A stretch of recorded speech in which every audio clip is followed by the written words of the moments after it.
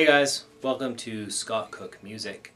In this video I'd like to give you a quick introduction to what I mean by referential playing. Now the basic task involved in referential playing is to identify a specific collection of notes that we can understand as being most prominent across a given span of music. Now this doesn't have to be a complicated thing, since in a lot of music the collection that we will be referring to while we play is a familiar scale, such as a major scale or even a pentatonic scale, and the span that this collection will cover can be the entire tune. Now the idea is that the notes in the collection, which I refer to as the referential set, act as points of reference for us across the fretboard while we're playing the tune.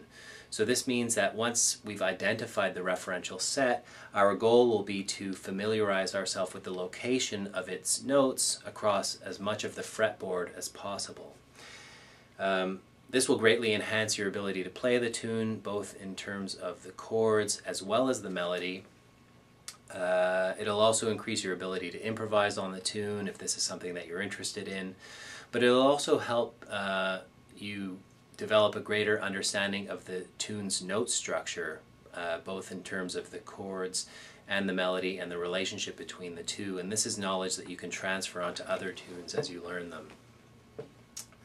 So as an introductory lesson, let's assign the D major scale as our referential set. This is D, E, F sharp, G, A, B, C sharp, D.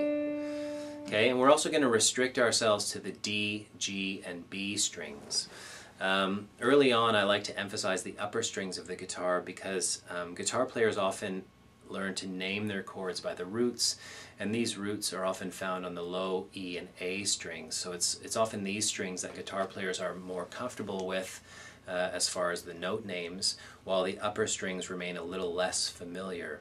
Also, for anyone who's playing with a bass player, you might not want to restrict yourself to the lower registers of your instrument, since then you can run the risk of overlapping with the bass player's range, and that's when things can maybe get a little muddy or less distinct.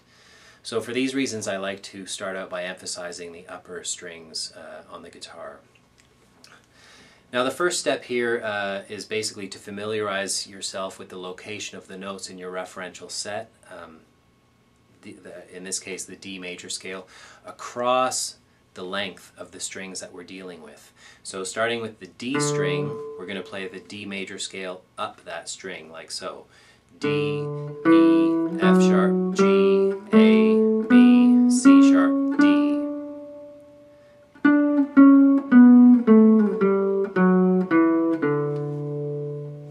Then we move on to the G string. We get G, A, B, C sharp, D, E, F sharp, G, and then we move on to the B string.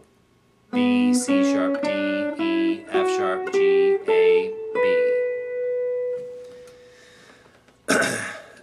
Once you're really comfortable with this and really sort of starting to get an idea of which frets belong to your referential set, step 2 involves doing the same thing, except doing it on 2 strings simultaneously.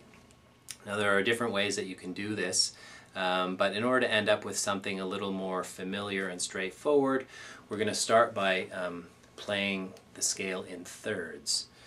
Now there's one catch here, because the lowest note that we're dealing with and its third, F sharp, D, E, F sharp, are found on the same string. We can't play these two notes together.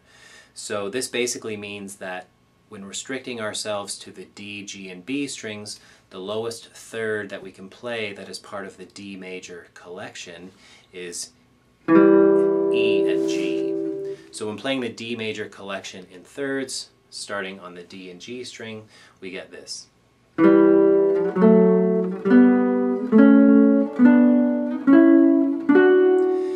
Now once you get up to the 12th fret, you've essentially completed the collection, you've played all the notes, but of course you can go higher.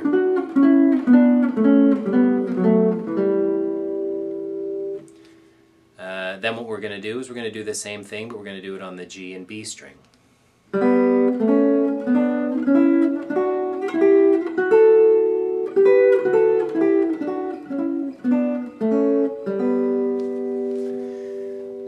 doing is we're you know, essentially building our familiarity with which frets contain the members of our referential set across the length of the fretboard. So finally what we're going to do is we're going to play the D major scale in thirds on all 3 strings at the same time, like so.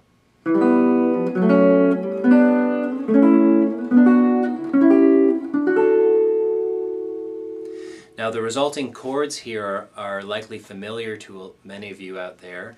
They're E minor, F sharp minor, G major, A major, B minor, C sharp diminished, and D major.